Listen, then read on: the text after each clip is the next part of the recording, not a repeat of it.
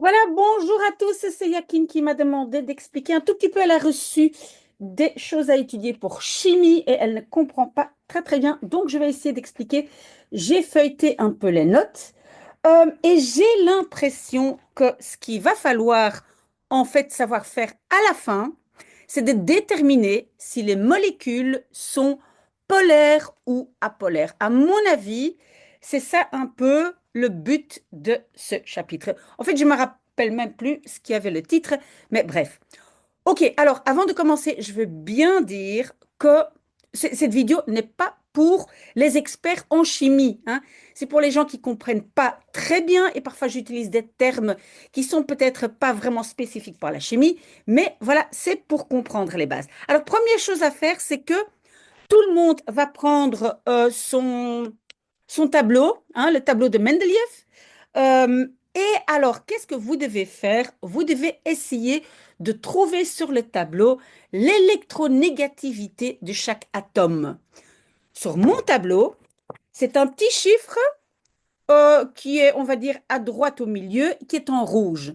Et vous allez vérifier, pour être sûr qu'on parle de la même chose, si on prend maintenant, par exemple, l'atome oxygène, hein, O, qui est tout à fait à droite, hein, presque à la dernière colonne. Donc, vous voyez le O, eh ben, l'électronégativité de O, c'est 3,5.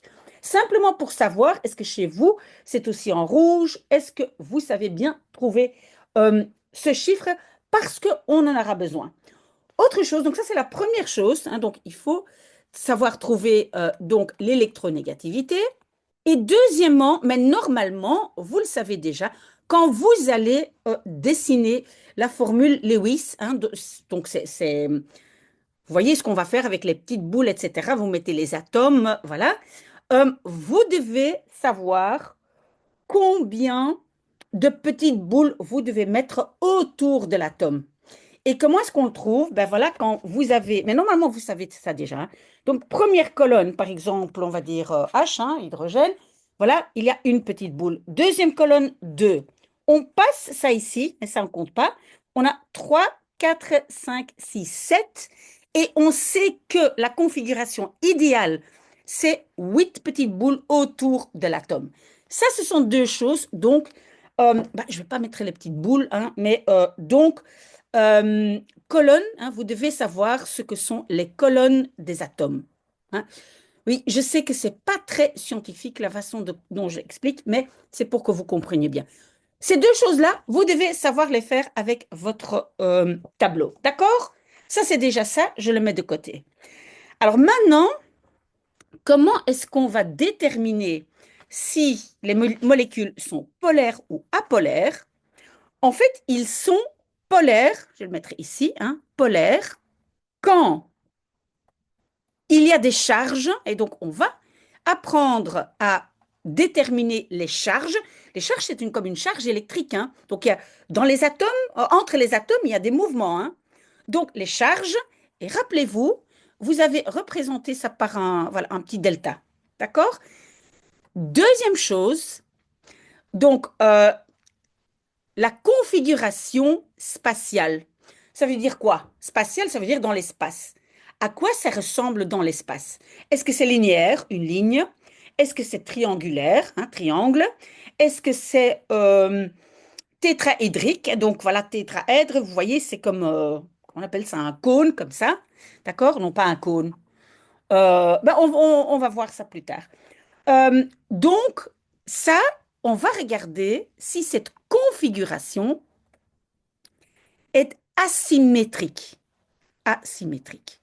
Et donc, finalement, on va dire, ah oui, la molécule est polaire parce qu'elle a des charges, hein, il y a des charges entre les atomes, et la configuration spatiale, donc dans l'espace, est asymétrique.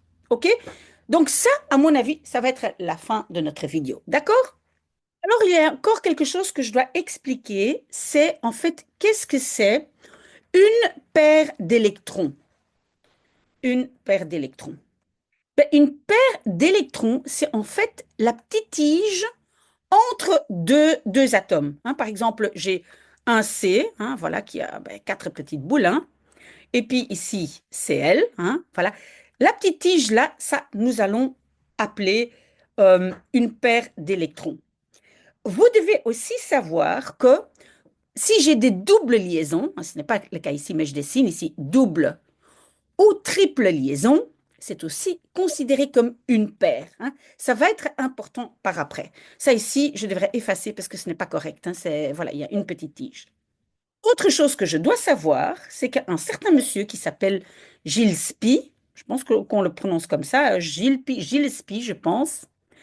Qu'est-ce que lui, il a dit? C'est que donc les électrons qui se trouvent dans les liaisons, hein, donc voilà, voilà, je vais faire une tige, une tige, une tige, mais ils sont toujours éloignés le plus possible. Et donc l'écart entre les deux va toujours être le plus grand. D'accord? Ça, on doit aussi retenir. C'est pas si important, mais quand même, retenez ça. Et alors, il y a encore une dernière chose avant de commencer, je pense, c'est que quelles sont les configurations possibles? Et vous allez, configuration. Quelle configuration, pardon, est-ce qu'on peut avoir? Et c'est vrai que vous allez essayer de mémoriser un tout petit peu. Donc d'abord, vous allez avoir des configurations linéaires. Linéaire, ça veut dire quoi? Sur une ligne. Hein, d'accord? Donc ça veut dire, j'ai un élément ici, hein, je vais dire C, et puis j'en ai deux là, et c'est sur une ligne, donc j'appelle ça linéaire.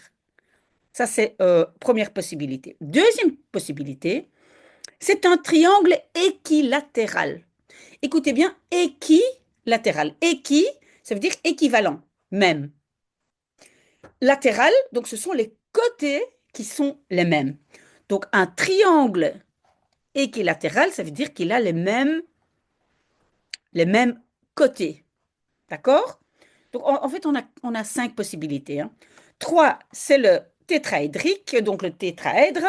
Et donc ça, c'est, on va dire, comme ça. D'accord? C'est pas important, on va le dessiner après. On a pyramide à base triangulaire.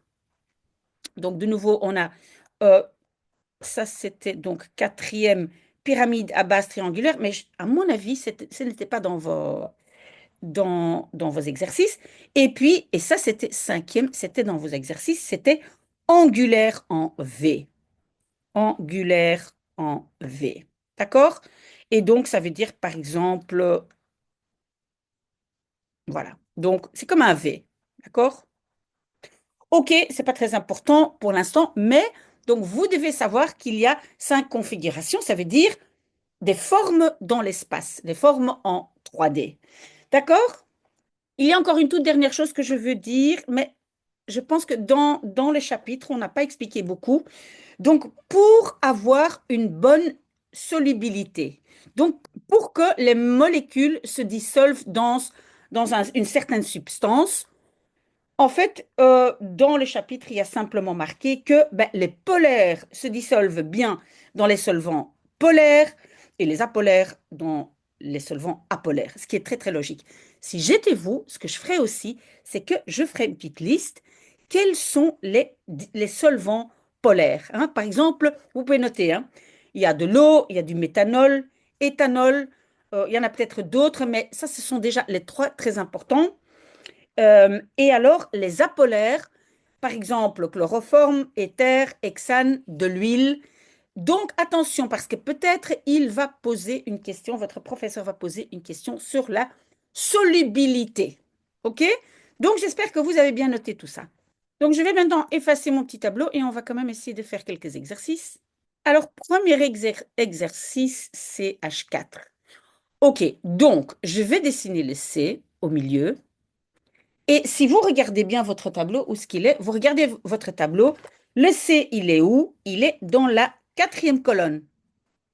D'accord? Si ça, vous ne savez pas faire, vous devez me poser la question parce que si ça, on ne sait pas faire, ben on ne sait pas faire de la chimie. Donc, ça veut dire que j'ai quatre petites boules. OK?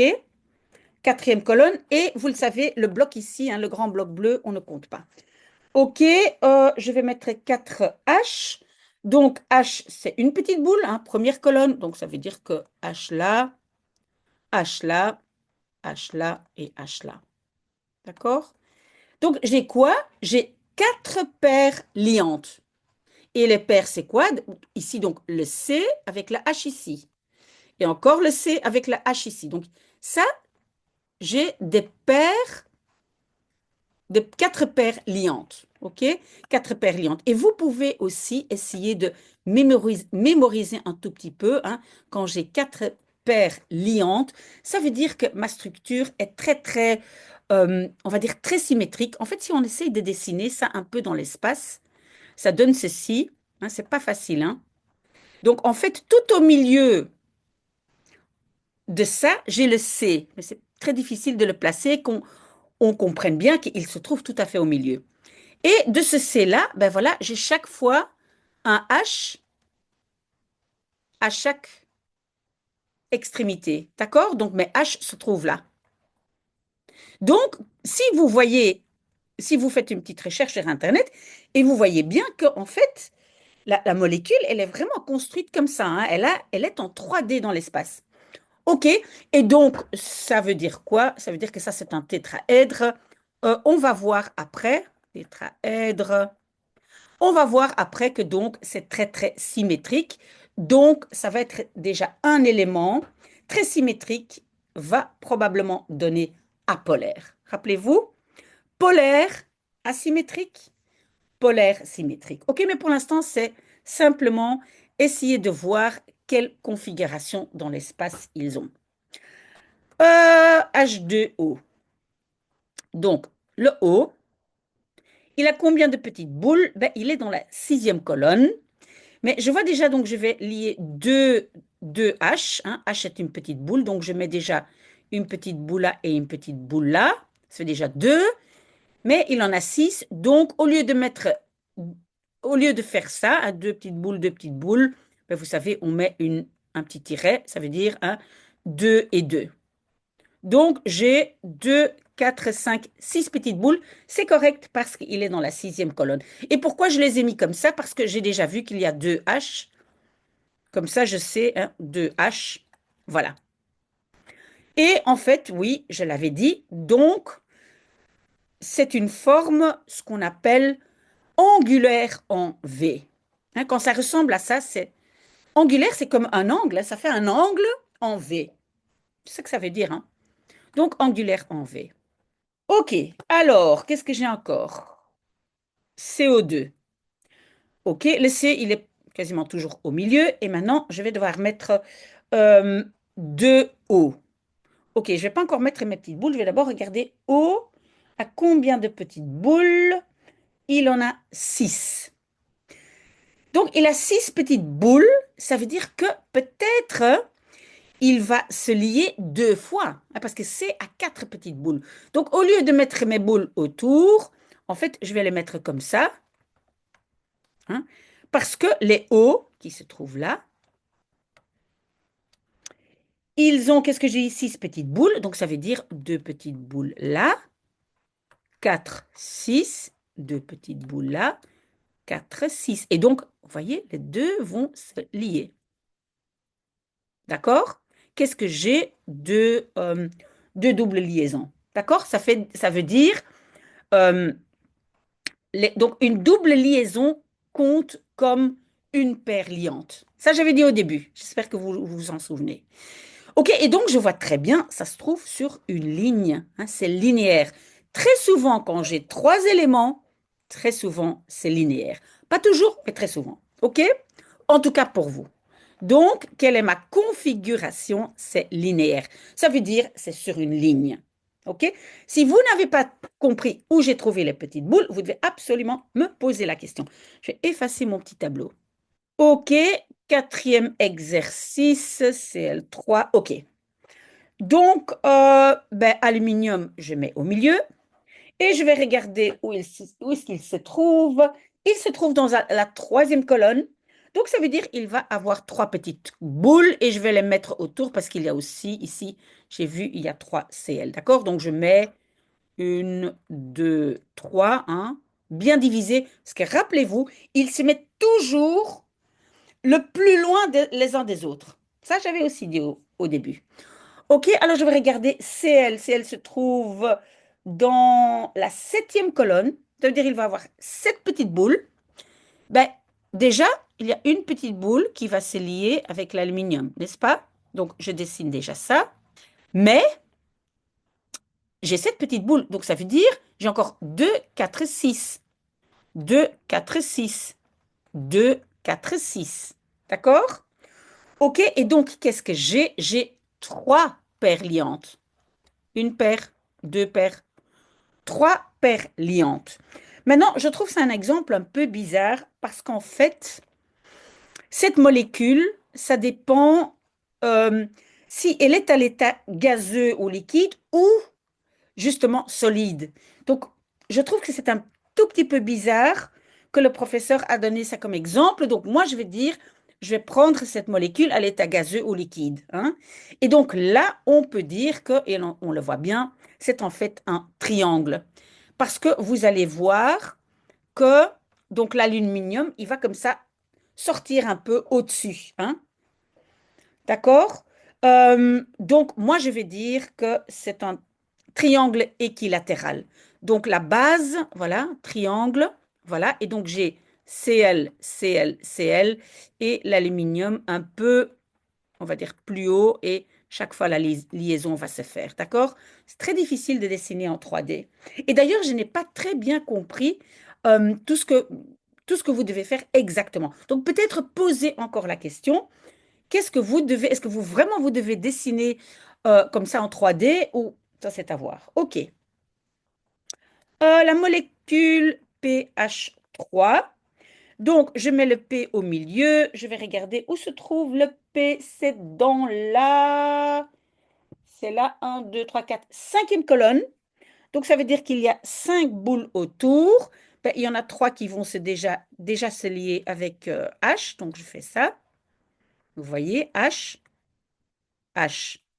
H, mais bon, P a encore deux petites boules, hein, là. Et vous voyez déjà, ici, vous voyez, hein, ici, ça, vous voyez, c'est assez symétrique, n'est-ce pas? Donc, probablement apolaire. Mais pH3, tout à fait asymétrique, vous voyez, hein? C'est pas du tout symétrique. Et donc, très probablement, là, ça sera polaire. On verra, on verra. OK, qu'est-ce que je dois dire encore? Oui, donc, il y a trois paires liantes. Trois paires liantes, moi je dirais ici, c'est donc pyramide à base triangulaire. Hein, parce que ici, les HHH vont se mettre en triangle, mais voilà, le P, voilà, on va dire, va se mettre au-dessus. OK? C'est très compliqué à dessiner. D'accord?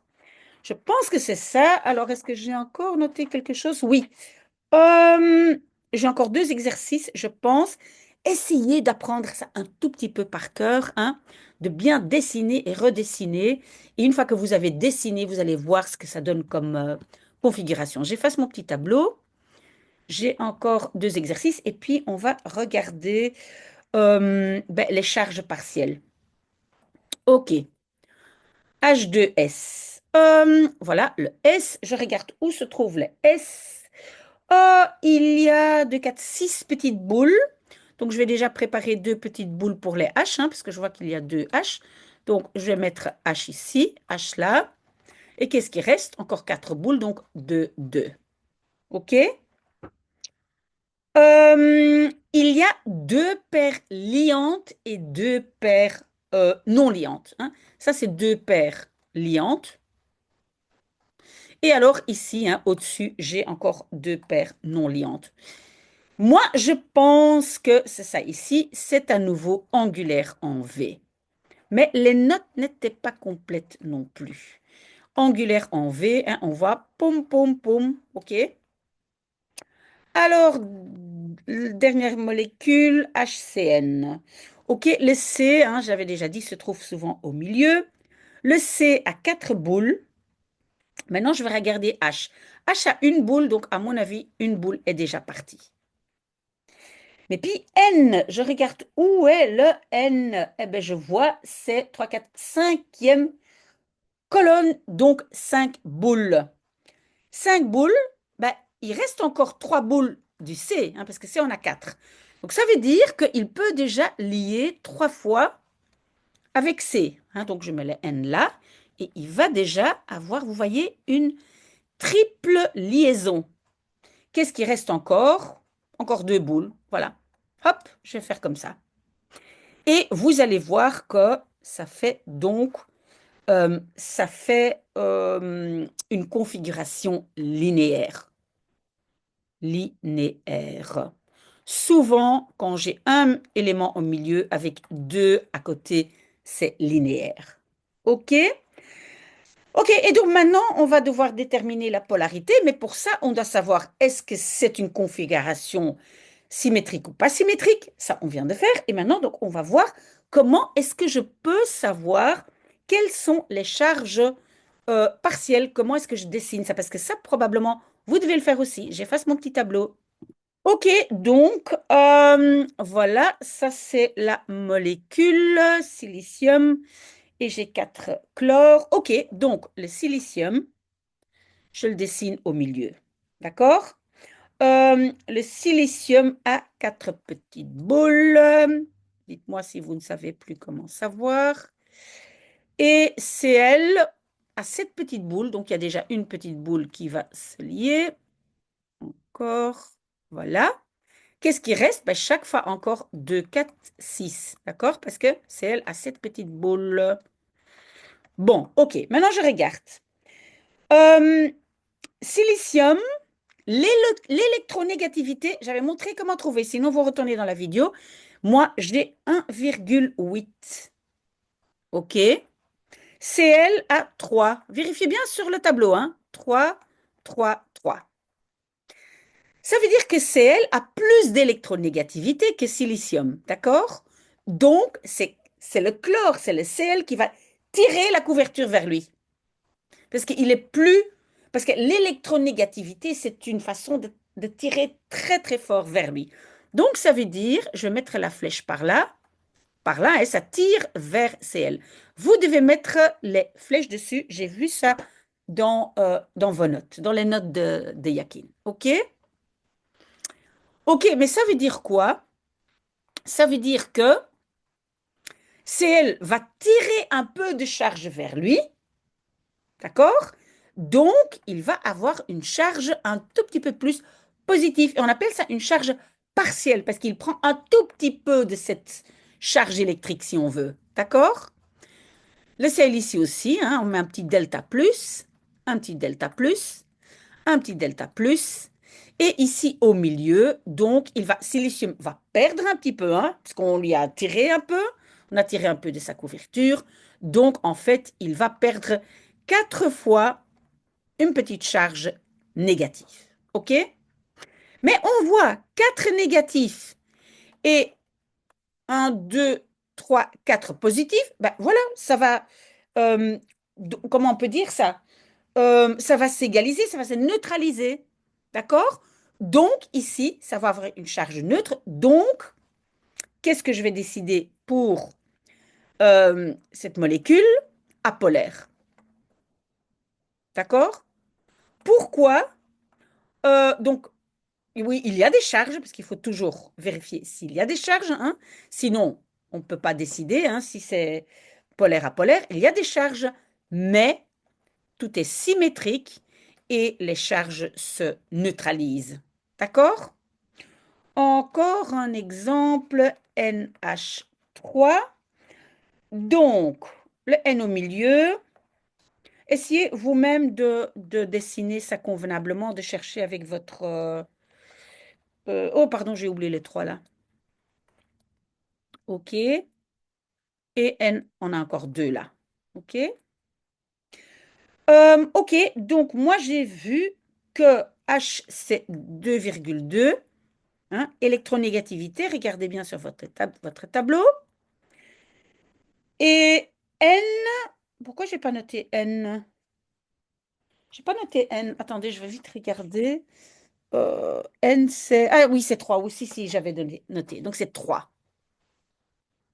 Donc qui va tirer le plus? Ben, c'est N. Donc les flèches vont vers N. Vers N, vers N. OK? OK, donc N va avoir plus de charge, donc il va avoir 3 fois charge plus. Ici, H, qu'est-ce que j'allais écrire? Donc, charge négative, il va perdre un tout petit peu, il va perdre un tout petit peu, il va perdre un tout petit peu. Mais on a encore ici, hein, on a encore deux petites boules ici. Donc, on peut déjà voir, sans mettre des charges, que ce n'est pas symétrique. Mais je pense que votre professeur veut que vous mettiez les charges. D'accord? Donc, ici, moi, je vais dire polaire. Pourquoi? Oui, il y a des charges partielles. Vous devez normalement écrire partielles, hein.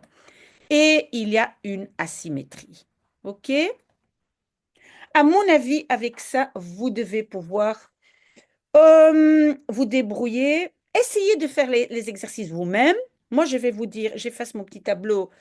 Et donc, vous avez encore cette molécule. Moi, j'avais trouvé polaire. Regardez si vous le trouvez sans regarder d'abord. Puis, c'est S2 apolaire, brome 2 apolaire. Voilà. Et NH3 polaire. Voilà. Voilà, Yakin, je ne sais pas si ça a aidé beaucoup, mais j'espère quand même que ben, vous avez pu voir un tout petit peu de quoi il s'agit. Et n'hésitez pas à me poser des questions. Et aussi à votre professeur. Je ne sais pas quand vous avez le test, mais n'hésitez pas de parler aussi à votre professeur. D'accord? Voilà, à très très bientôt.